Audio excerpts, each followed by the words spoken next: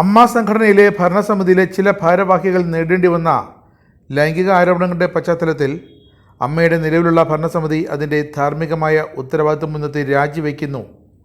ഇതാണ് അമ്മയുടെ അറിയിപ്പ്. എന്നാൽ ചാനലുകളിൽ ആദ്യം വന്ന വാർത്ത മോഹൻലാൽ രാജിവെച്ചു എന്ന ഒറ്റ വാക്കാണ്. ഇപ്പോഴും സൂപ്പർ താരങ്ങൾക്ക് അമ്മയേക്കാൾ മാധ്യമങ്ങൾ പ്രാധാന്യം കൊടുക്കുന്നു എന്നതിൽ ഒരു മാറ്റവുമില്ല. 2 മാസത്തിനുള്ളിൽ പൊതുയോഗം കൂടി പുതിയ ഭരണസമിതിയെ തിരഞ്ഞെടുക്കും.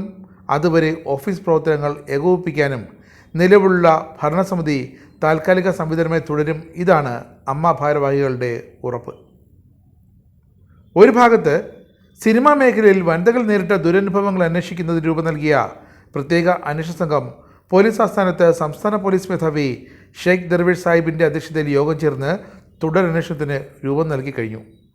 ലഭിക്കുന്ന പരാതികളെല്ലാം ഏറ്റെടുക്കാനും തീരുമാനമായി. കൂടുതൽ വനിതാ ഓഫീസർമാരെയും ടീമിലേക്ക് എടുത്തു. ഇതുകൊണ്ട് കാര്യങ്ങൾക്കെല്ലാം ഒരു തീരുമാനമാകുമെന്ന് കരുതുന്നുണ്ടോ? ഇല്ല. പടിയിറങ്ങിയ അമ്മ ഭരണസമിതി മറ്റൊരു വഴിയിൽ കൂടി രക്ഷപ്പെടും.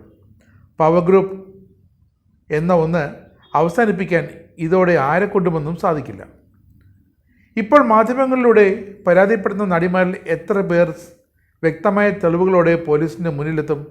അത് കാത്തിരുന്ന് കാണണം. അങ്ങനെ വന്നാൽ തന്നെ അവരിൽ എത്ര പേർ കോടതിയിലെത്തും? കേസുകൾ കോടതിയിൽ കുറ്റപത്രമായി എത്തിയാൽ തന്നെ എത്ര നാളെടുക്കും? വിചാരണയും വാദവുമൊക്കെയായി. ദിലീപിൻ്റെ ആ കേസ് ഇപ്പോഴും നീട്ടിവയ്ക്കാൻ പ്രോസിക്യൂഷൻ നീക്കം നടക്കുന്നുവെന്ന പൾസർ സുനിയുടെ ഏറ്റവും അടുത്ത പരാതി ആരും അവഗണിച്ച് കളയരുത്. അപ്പോൾ ഇതൊക്കെ അങ്ങനെ തന്നെ അനന്തമായി നീളും. അപ്പോൾ വഴിയാധാരമാകുന്ന ഒരു ഇടത്തരം വിഭാഗമുണ്ട് സിനിമാ മേഖലയിൽ. ഈ മേഖലയിൽ പണിയെടുക്കുന്ന തൊഴിലാളികൾ. പിന്നെ സിനിമ ചെയ്യാൻ പോലും സാധിക്കാത്ത ഒരു പ്രതിസന്ധി. അതിലേക്കാണ് ഇപ്പോൾ മലയാള സിനിമാ ലോകം പോയിക്കൊണ്ടിരിക്കുന്നത്.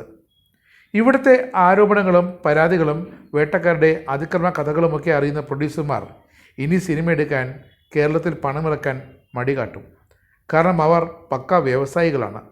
ഇവിടെ അല്ലെങ്കിൽ മറ്റൊരിടം, കേരളമല്ലെങ്കിൽ തമിഴ്നാട്, അല്ലെങ്കിൽ കന്നഡ.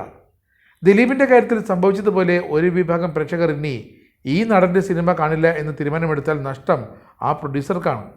അങ്ങനെ ആകമൊത്തം ഒരു സ്തംഭനാവസ്ഥയിലേക്കാണ് കാര്യങ്ങളുടെ പോക്ക്. ആരോപണം ഉന്നയിക്കുന്നവരും അതിനെ ആളി കത്തിക്കുന്നവരും ഒന്നും കാണുന്നില്ല തങ്ങളുടെ അടിത്തറയും ഇളകിക്കൊണ്ടിരിക്കുകയാണെന്ന്. നല്ല ഒരു സിനിമ പോയിട്ട് ഇനിയൊരു ബോക്സ് ഓഫീസ് സിനിമ എടുക്കാൻ പറ്റാത്ത തരം ഗത്യന്തരത്തിലേക്ക് മലയാള സിനിമ നീങ്ങുകയാണ്. ആ യാഥാർത്ഥ്യം എല്ലാവരും തിരിച്ചറിഞ്ഞേ മതിയാകൂ. പക്ഷേ പോംവഴിയൊന്നുമില്ല. മൊത്തത്തിലൊരു ശുദ്ധീകരണമില്ലാതെ ഒരു പോംവഴിയിലേക്കും ആലോചിക്കാൻ പോലും പറ്റാത്ത അവസ്ഥ. പക്ഷെ ഒരു കാര്യമുണ്ട്, ഒടുവിൽ എല്ലാ പഴിയും മാധ്യമങ്ങളുടെ മണ്ടയ്ക്കാകും. സുരേഷ് ഗോപി പറഞ്ഞതുപോലെ ഇത് മാധ്യമങ്ങൾക്കുള്ള തീറ്റയാണ് ഈ ആരോപണങ്ങൾ. ഇങ്ങനെയൊരു ധാരണ ചെന്ന് അവസാനിക്കുക മാധ്യമങ്ങളെ കുറ്റം പറഞ്ഞ് രക്ഷപ്പെടുന്നതിൽ തന്നെയാകും. സിനിമാ മേഖലയിൽ നിന്നും കോടികൾ സമ്പാദിച്ച് അതിൻ്റെ മുകളിൽ കയറിയിരിക്കുന്ന സൂപ്പർ താരങ്ങൾക്ക് ഇനി എന്ത് പറ്റാൻ? ഒരു പൊടി പോലും അവരുടെ ദേഹത്ത് പറ്റില്ല.